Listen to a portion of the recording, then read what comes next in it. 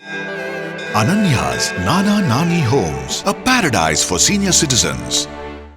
மிகுந்த மரியாதையுடன் கேட்டும் தமிழகத்துக்கு கொடுக்க வேண்டிய நிதியில் ஒரு பைசாவை கூட மத்திய அரசு கொடுக்கவில்லை என்று அமைச்சர் உதயநிதி ஸ்டாலின் கூறினார்.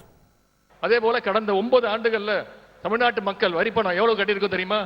கிட்டத்தட்ட 5 லட்சம் கோடி ரூபாய் வரியா கட்டியிருக்கோம். ஆனா அவங்க நமக்கு திருப்பி கொடுத்தது வெறும் 2 லட்சம் கோடி தான். இப்படி செய்யறதால மாநில அரசு மக்களுக்கான திட்டங்களை செயல்படுத்துவதில் செய்ய முடியாத ஒரு சூழலை ஒன்றிய அரசு ஏற்படுத்துகிறது.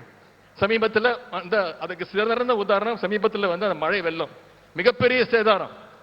அப்பொழுது நம்முடைய முதலமைச்சர் அவர்கள் வேண்டுகோள் வச்சாங்க, பணம் கொடுங்க, இழப்பீடு கொடுக்கணும், மக்களுக்கு பணத்தை கொடுக்கணும்னு சொன்னாங்க. அப்போ ஒன்றிய அரசு நிதியமைச்சர் என்ன சொன்னாங்க, நாங்க என்ன ஏடிஎம் மிஷினா அப்படின்னு கேட்டாங்க. அதற்கு தான் நான் ஒரு வார்த்தை சொன்னேன், நாங்க என்ன உங்க அப்பா வீட்டு பணத்தை கேட்கிறோமான்னு கேட்டேன். அதற்கு அந்த அம்மாவுக்கு பயங்கர கோபம். டெல்லியில ஒரு பத்திரிகையாளர் சந்திப்பை வச்சு கிட்டத்தட்ட 1/2 மணி நேரம் எனக்கு பாடம் எடுத்தாங்க. உதயநிதிக்கு பாடம் எடுத்தாங்க. மரியாதையா பேச கத்துக்கோ அப்படின்னாங்க. நான் உடனே அடுத்த நாள் சொன்னேன், அம்மா நான் மரியாதையாவே கேட்கிறேன், மாண்புமிகு அமைச்சர் அவர்களே, நாங்க உங்க மாண்புமிகு அப்பா வீட்டு பணத்தை நான் கேட்கல அப்படின்னு.